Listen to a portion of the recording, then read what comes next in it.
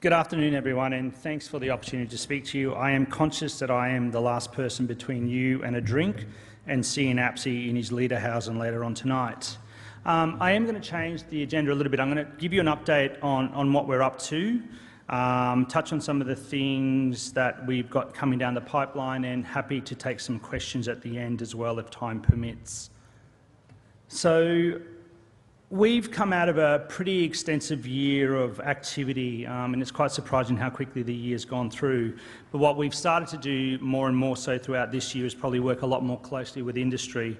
And as Michael has indicated, this sector is one of many that we need to deal with, but a very important sector in terms of you carry one of the most important cargoes, so to ensure that your buses and the way they're maintained is safe and to the law is probably critical for us. But in saying that, it's probably also one of the industries where we've been able to deal with proactively, and in a lot of cases you do just get on and do what you need to do because you know how to do it and you do it quite well. The work with industry is probably extending more to then that general interaction. We're also engaging with the ATA and the ALC, who are currently developing a master code in response to the guidelines that we released this year to hopefully assist industry to better meet their obligations under chain of responsibility. We've done a whole lot in the permit space, as Michael said, but being in a federated state, there's still a lot more to do, but we'll continue that work. And we're continuing to probably get engaged a lot more with the jurisdictions in the way we're undertaking some of our on-road compliance and joint activities. But I'm going to come back to what we're doing with you guys. You guys are an important sector for us, and as Michael said, the need to probably build some stronger linkages in terms of some of the work programs that we're doing is something that we're keen to focus on over the coming 12 months. We talked about the Safety Initiative funding. We were lucky enough to secure $4 million a year from the Commonwealth to invest into Safety Initiative improvements. And we recently just released the third round of that program. But before I go to the future program, I just want to touch on what we've done in 17-18. As Michael mentioned, BIC was actually lucky enough to receive 2 funding submissions out of 30 applications that we received across the country, totaling nearly $12 million worth of work. So I had $4 million and there was about $12 million worth of safety initiatives, so you can see that there's a dire need for some extra funding to be put into safety. But BIC was able to pick up two of those projects, one around bus fire evacuation protocols and advisory, and the other one around a standard school bus light safety system. I'm pleased to say that both of those 2 projects have now been signed off, and Michael and his team are starting to work on those 2 projects. The bus fire evacuation protocol will assist in training packages to be used to train drivers on reducing the risks associated with bus fires. It's based on research into national and international protocols for buses and evacuation and emergency responses. The bus light project will involve a review of current standards and specifications for school lights on buses, including in-bus activation switches, visible and audible indicators, as well as a signage across the country. Possible improvements and system enhancements will be identified with a focus of reducing and removing some of those inconsistencies that you deal with as you deal across state agencies. For those that are looking into the future, as I mentioned earlier, the Federal Minister a couple of weeks ago launched round 3 of the Safety Initiatives funding program. There's another $3.9 million available in 18-19.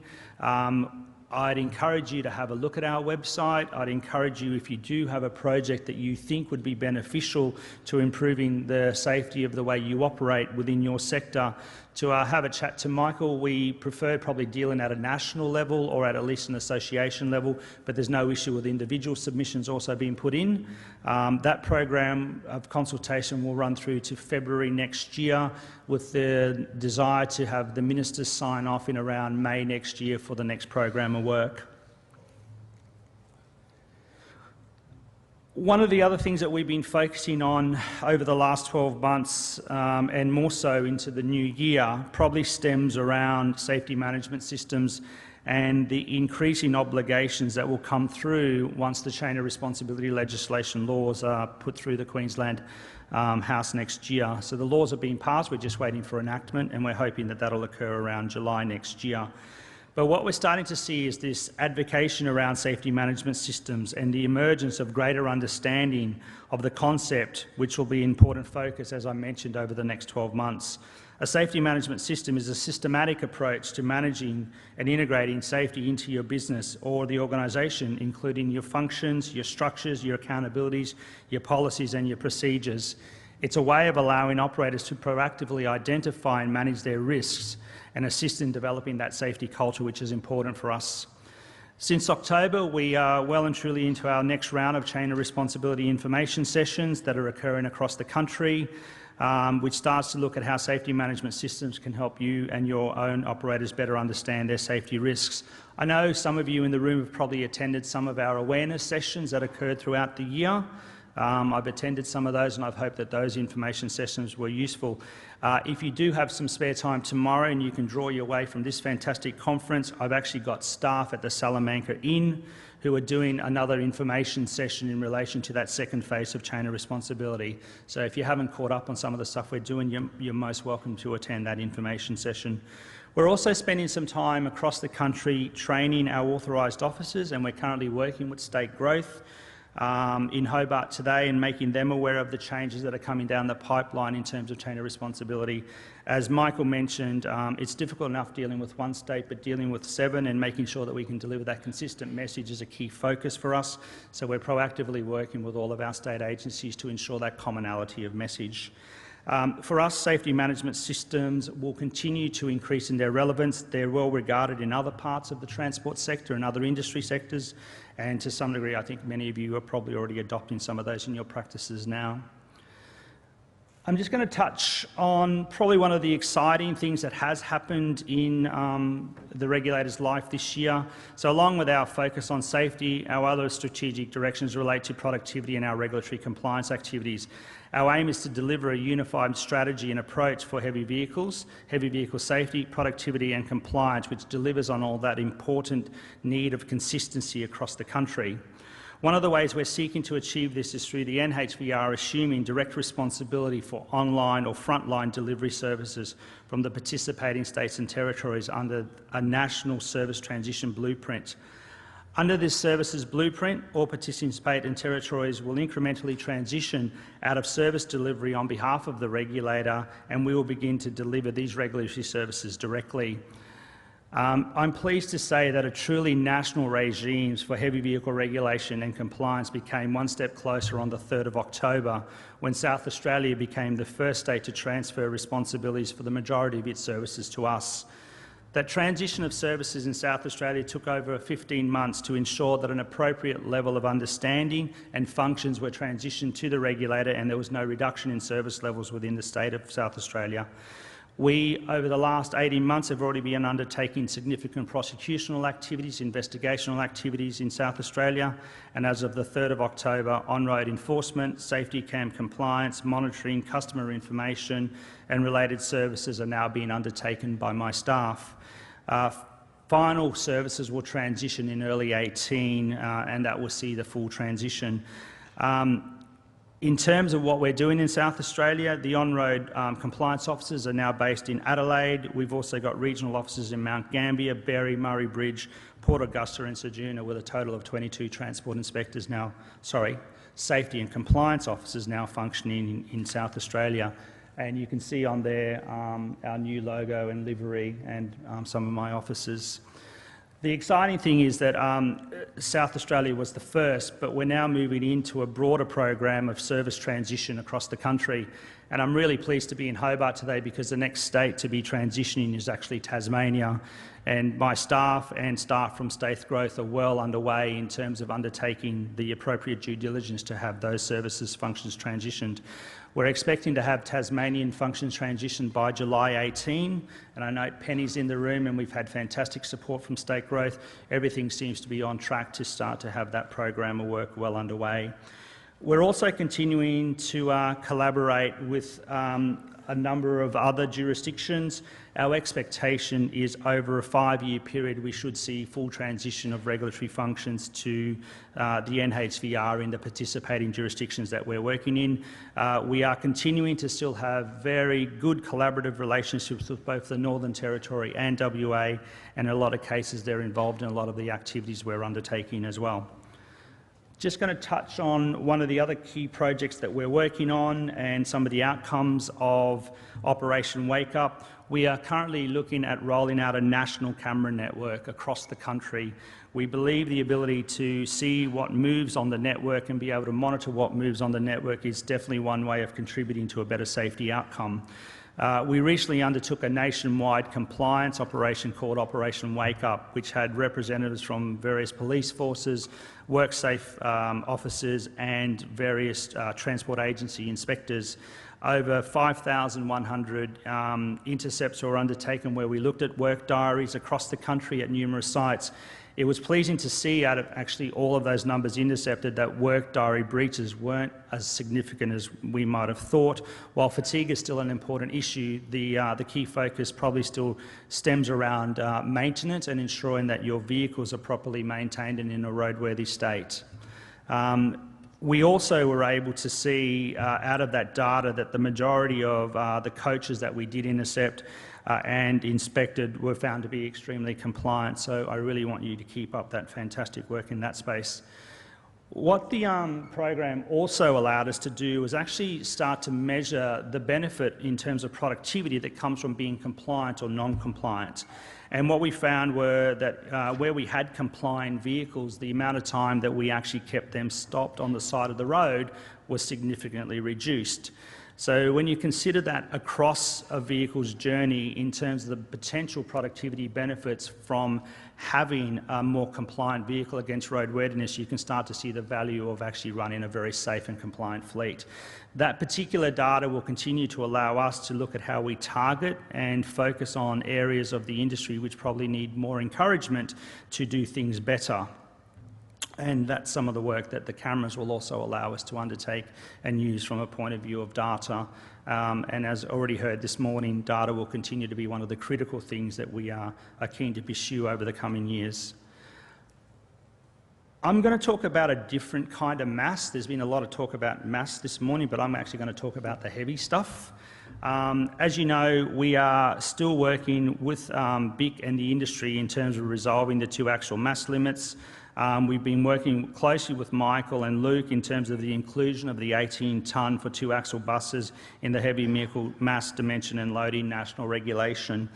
As you will all know, we spoke about this, I think, nearly a couple of years ago. Work is still progressing. We're getting closer to having a resolution. What we're aiming to do is actually have an outcome that doesn't require a notice. It'll actually just become part of the process. We've consulted extensively with state and territories on the proposed amendments, and based on this consultation, we believe that the amendments are in the final stages of being drafted back to jurisdictions, and all going well, we expect to have the legislative changes implemented towards the 3rd quarter of next year. Michael, Luke, I'd like to thank you guys for your significant contribution around some of the technical contributions and the ability to liaise with state agencies. As mentioned earlier, federation is sometimes difficult, but we are getting closer to getting a sensible resolution to this particular issue. One of the other things that we did do throughout the year was release some charts to better improve the level of understanding and awareness that occurs within our industry. You'd be surprised that a truck may be a truck here, but it's defined something different in another state, and we classify things differently. And the need to get terminology and consistency is something that we're proactively working on under the law to make it easier for everyone to understand. We released 2 charts. We released a common heavy vehicle freight combination chart showing 39 of the most common vehicle combinations, which details around weight, limits, lengths and vehicle classes. When we released that common vehicle chart, we were still criticised for leaving things out, but we were talking about common.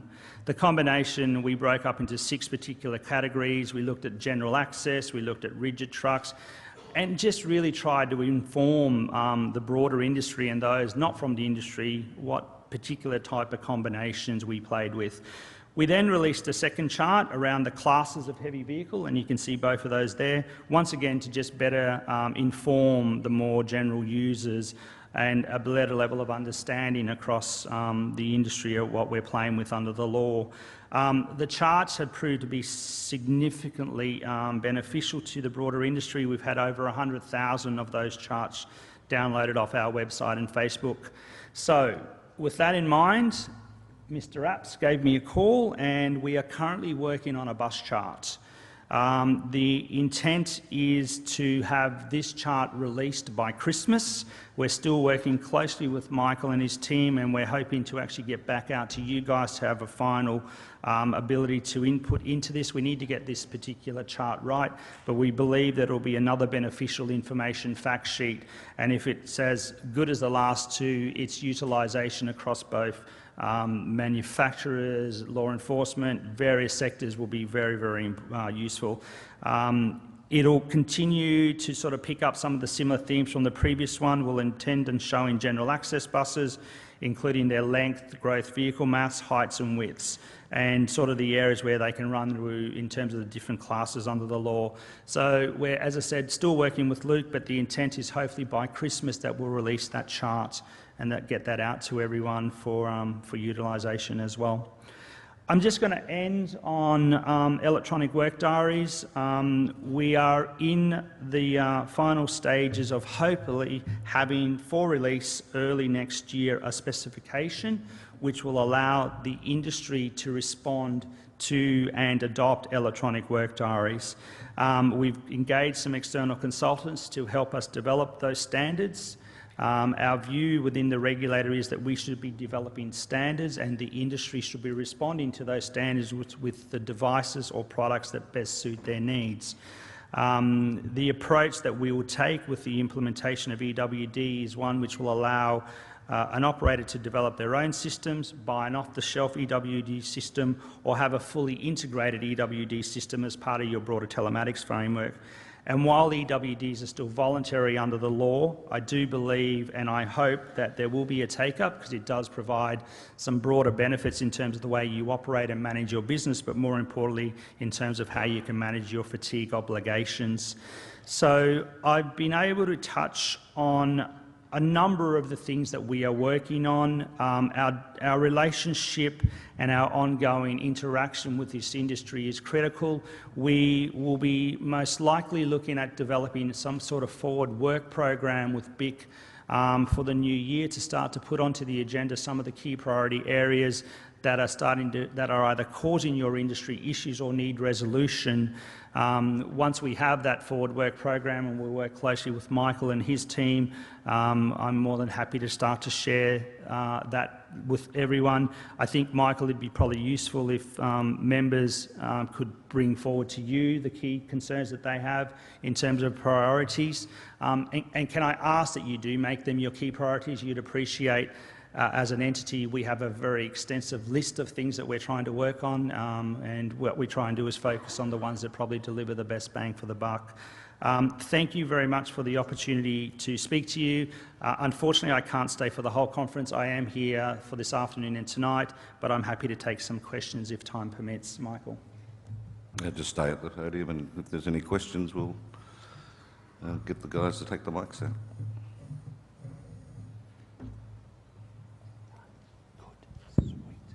One at the front there. Rob So Wright. do you think we'll ever get to a position where we do have all states on board?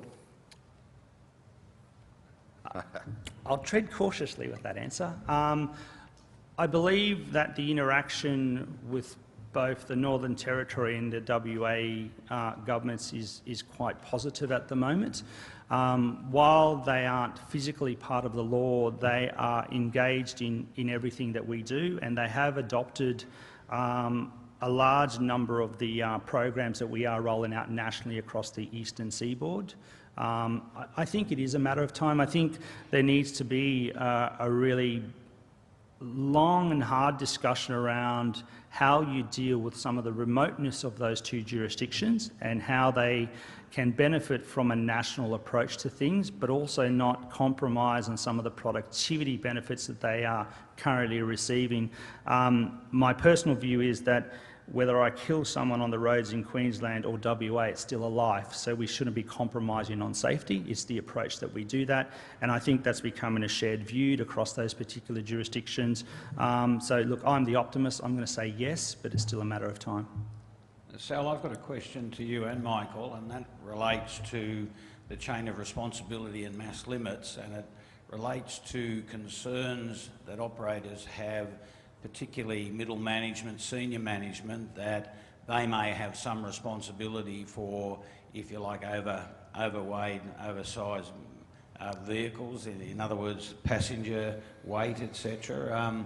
On the chain of command, I know BIC has made representations, not necessarily to you, but certainly to NTC, and I think APSI can broaden this for me. In relation to that chain of responsibility, is there a prospect that, for instance, that not only the driver but then perhaps the driver's manager or even depot manager might in some way be liable under that chain of responsibility? And for APSI, how is that application going in relation to seeking variations for the mass limits? I'll start. The move to the primary duty that comes into effect from 1 July, well, hopefully 1 July, I'm hoping from 1 July 18, clearly starts to put an obligation on all. So, you know, whether it's the driver, whether it's the scheduler, whether it's the owner, there are obligations there. We do appreciate some of the complexities that I suppose your industry has in terms of how you do mitigate and manage passenger size or some of the weights issues that you deal with. But from our perspective, everyone needs to have that obligation. We need to work through with a sensible outcome. Hence why I've been suggesting to this industry that while you're not necessarily considered a heavy vehicle from the term and as everyone thinks they are, the COR information sessions that we've been running and the ability to engage with some of my technical experts on that particular discussion is very beneficial, and would encourage that to probably still continue. There's sort of two questions in there, Macca. I mean, obviously we've raised the issue of mass limits because of our concerns that we understand that the passenger capacity being based on 65 kilograms and therefore the legal gross vehicle mass doesn't stack up, considering that the average weight of an Australian today is 80 kilos. So effectively, when we're operating at legal capacity, as you know, we're actually 5 to 10% of the time from trials we've done legally over the mass limit. And I guess luckily we're not often weighed, except for the coach runners, usually in Marulan or Mount White. But I guess what your question was, and we've raised it, is that the industry isn't the fat police. We are operating within the laws that actually say we can carry this amount of people at this legal mass limit. We have no control over managing people or not letting them on the bus or weighing them. And so therefore chain of responsibility in that context probably at this stage lays with state governments, who need to come to the party more quickly to actually increase axle mass limits for both 2 and 3 axle buses. NHVR are working hard through that process. I mean, this issue existed a long time before the NHVR. In fact, it was 1999 when the NTC first recommended that there was an issue emerging in relation to these mass limits. So that's where that's at. And we just have to work through it with Sal. But the last thing we need is some sort of chain of responsibility case taken up against some unfortunate bus operator who happens to be involved in an accident, who's got the passenger capacity right, but is technically overweight, when some lawyer, some legal firm like Slater or Gordon decides they might want to start sniffing around such an incident. So no easy answer to that one, Macca. Any other questions? That looks... Johnny Lowther, is it?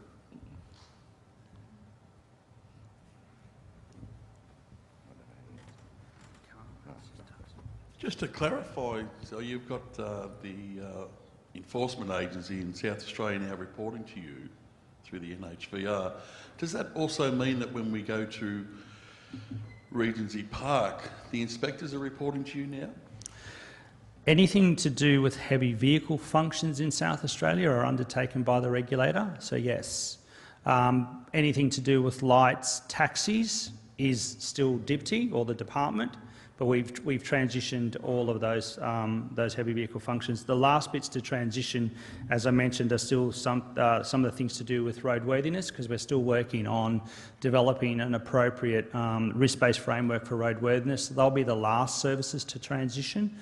But yeah, what you used to do in the past in terms of a DIPTI or South Australian transport inspector will now be done by an NHVR safety and compliance officer. Oh, I think that's a fantastic step forward, and hopefully the other states will get on board. I think it's well, as I mentioned, Tasmania will be transitioned by this time next year. The ACT we're hoping by July 19, and we are currently working very closely with Transport for New South Wales and RMS in terms of transitioning all of the regulatory functions to heavy vehicles from New South Wales to the regulator as well. And we believe Victoria and Queensland will follow post that. And hopefully that will address some of the issues that relate to different enforcement officers in different states having different views about what the law actually means, and we get some consistency to the interpretation, which is an important part of that exercise. So thank you to Sal, thank you to NHVR for sponsoring this session, but also to the NTC, who with the National Heavy Vehicle Regulator are our government partners who sponsor this conference. So thank you to Sal. Put your hands together. Thank you. This evening, as I said, is the Oktoberfest in November, sponsored by Mercedes-Benz. The first shuttle bus is leaving at 5:30 from Campbell Street. They've predominantly been set aside for people who have already been notified to get on the early bus, who are some of the key VIP people for Mercedes-Benz, but don't be afraid not to get on it. So 5:30 p.m.